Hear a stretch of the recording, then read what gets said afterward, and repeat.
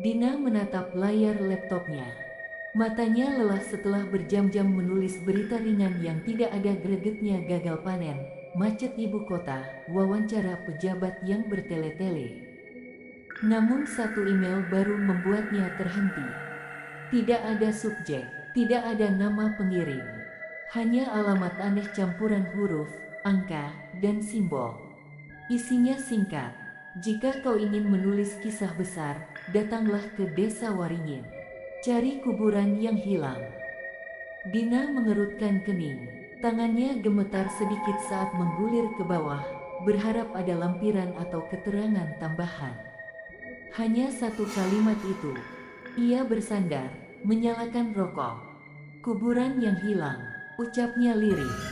2 hari kemudian, rasa penasarannya menang.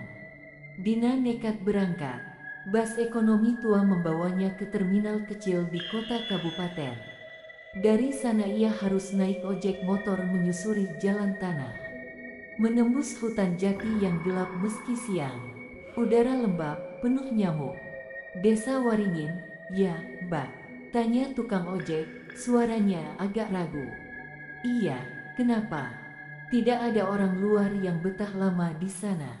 Kalau bisa jangan sampai malam. Desa itu aneh. Dina hanya tersenyum. Jurnalis selalu hidup dari cerita aneh. Desa Waringin ternyata kecil. Rumah-rumah kayu berjajar rapi, tapi sepi. Tidak terdengar anak-anak tertawa. Tidak ada musik dari rumah. Dina mampir ke sebuah warung kopi reog.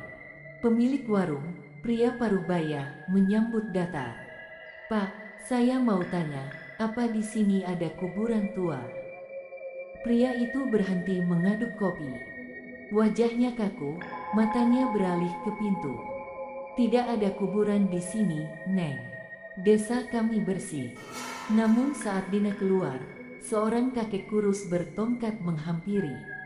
Jangan tanya soal itu di sini, bisiknya terburu-buru. Kalau kau keras kepala, ingatlah, kuburan itu sudah dikubur 2 kali.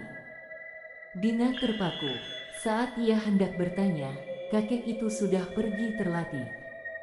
Malamnya, dengan senter dan kamera, Dina berjalan ke arah hutan di belakang desa. Sesuai peta arsip kabupaten, memang pernah ada pemakaman tua di sana.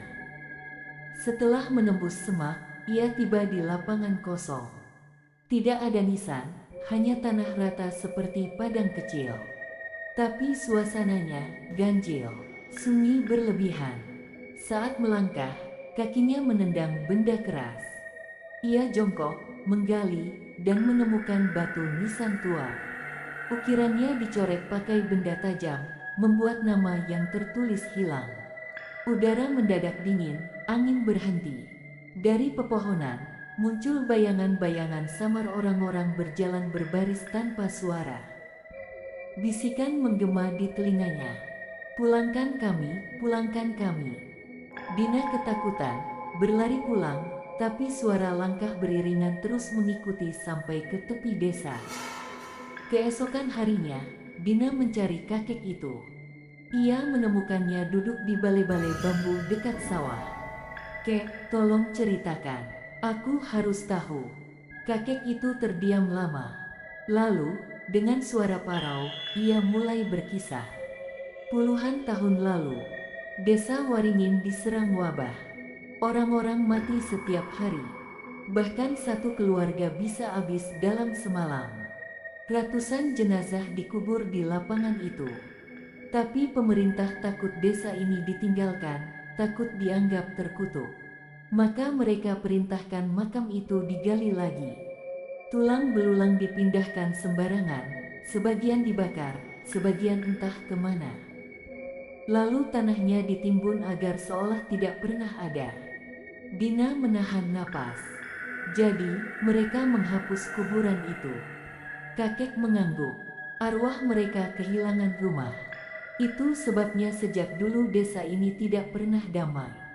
Orang hilang, kerasukan, mimpi buruk. Kami mencoba melupakan, tapi mereka menolak dilupakan. Malam berikutnya Dina kembali, kali ini dengan tripod untuk merekam. Pukul 12, tanah lapang itu bergetar. Retakan kecil muncul. Dari dalam terdengar rintihan ratusan orang. Bau busuk menusuk hidung. Satu persatu sosok muncul dari tanah. Wajah pucat, tubuh kurus, mata kosong. Mereka berbaris, berjalan pelan. Dina merekam dengan tangan gemetar. "Apa yang kalian inginkan?" Suaranya bergetar. Seorang perempuan dengan rambut panjang mendekat. Separuh wajahnya hancur. Yang dipilih untuk menyampaikan, "Kenapa aku?" "Karena kau." Mendengar. Beberapa hari kemudian, Dina menulis artikel panjang. Kuburan yang hilang di Desa Waringin, sejarah yang dihapus. Artikel itu viral. Media besar menyalin, orang-orang berbondong-bondong datang mendoakan di tanah kosong itu. Desa Waringin mendadak ramai oleh orang luar. Namun malam setelah artikelnya terbit, Dina menerima email baru dari alamat misterius itu. "Terima kasih, kau telah membangunkan kami semua." Malam demi malam, Dina tidak bisa tidur nyenyak. Ia bermimpi berdiri di tanah lapang itu, dikelilingi ratusan sosok berbaris, menatapnya tanpa kata. Setiap malam jumlah mereka bertambah. Dan setiap kali ia hendak memejamkan mata, bisikan itu selalu datang. "Sekarang, giliranmu menjadi nisan." Kalau cerita horor ini bikin bulu kuduk kamu merinding, jangan lupa klik tombol subscribe, like, dan bagikan ke teman-temanmu. Siapa tahu, mereka juga berani membaca kisah tentang kuburan yang hilang ini. Ingat, semakin banyak yang menonton, semakin banyak pula kisah horor lain yang bisa kita bangkitkan. Sampai jumpa di cerita berikutnya. Kalau kamu masih berani menonton sendirian,